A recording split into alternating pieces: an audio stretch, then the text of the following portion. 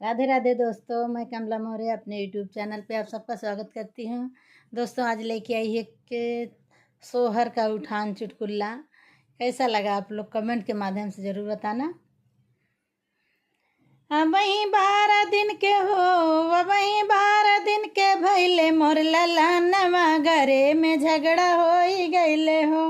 वही 12 दिन के हो, वही 12 दिन के भैले मोर ललनवा, घरे में झगड़ा हो ही गईले हो। यही घरवा में हो, यही घरवा में सासू झगड़ाई, तिनकी सासू झगड़ा काइली हो।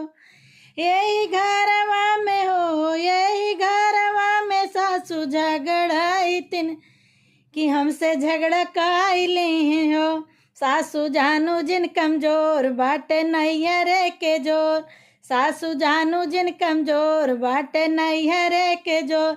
एक दिन आई जाइए हो, एक दिन आई जाइए भैया से भतीजा, तोहाई कूटवाई देबै हो। एक दिन आई जाइए हो, एक दिन आई जाइए भैया से भतीजवा, तोहाई कूटवाई देबै हो। वही 12 दिन के हो, वही 12 दिन के भैले मोर ललनवा, घरे में झगड़ा हो ही गईले हो। वही 12 दिन के हो, वही 12 दिन के भैले मोर ललनवा, घरे में झगड़ा हो ही गईले हो। यही घरवा में हो, यही घरवा में जटनी झगड़ाई, तिन कि हमसे मचाई दी हो। यही घरवा में हो, यही घरवा में जटनी झगड़ाई, तिनकी झगड़ा मचाई दी हो। जटनी जानू जिन कमजोर बाटे नैहरे के जोर, जटनी जानू जिन कमजोर बाटे नैहरे के जोर। एक दिन आई जाइए हो, एक दिन आई जाइए भैया से भतीजवा, तोहाई पीटवाई देबै हो।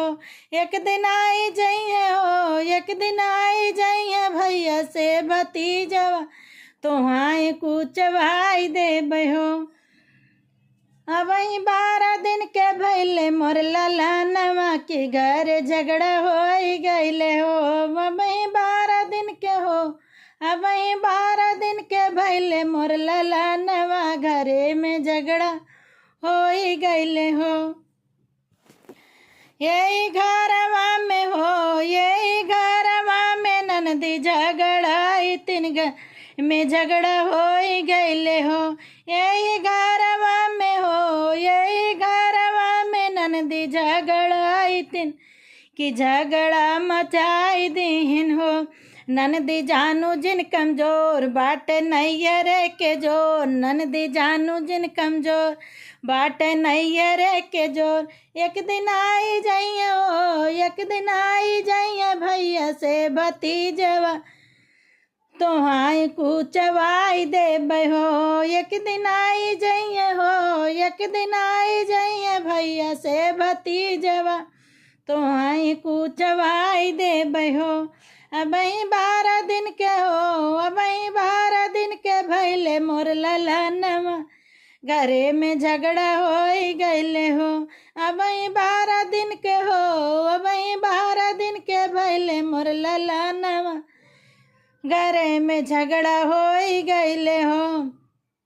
यही घरवा में हो, यही घरवा में देवर बदमाश, कि हम का सताव लगे हो। यही घरवा में हो, यही घरवा में देवर बदमाश, कि हम के सताव लगे हो। देवरु जाना जिन कमजोर बाटे नैहरे के जोर, देवरु जाना जिन कमजोर बाटे नैहरे के जोर। एक दिन आई जाइए हो, एक दिन आई जाइए भैया से भतीजवा, जेलिया कार्रवाई दई हो। एक दिन आई जाइए हो, एक दिन आई जाइए भैया से भतीजवा, की जेलिया कार्रवाई दई हो।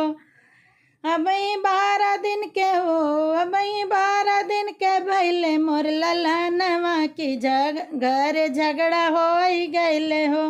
अब 12 दिन के भैले मोर ललनवा की घर झगड़ा हो ही गईले हो। दोस्तों गीत कैसा लगा आप लोग बुरा मत मानना, ये हंसी मजाक का गीत था।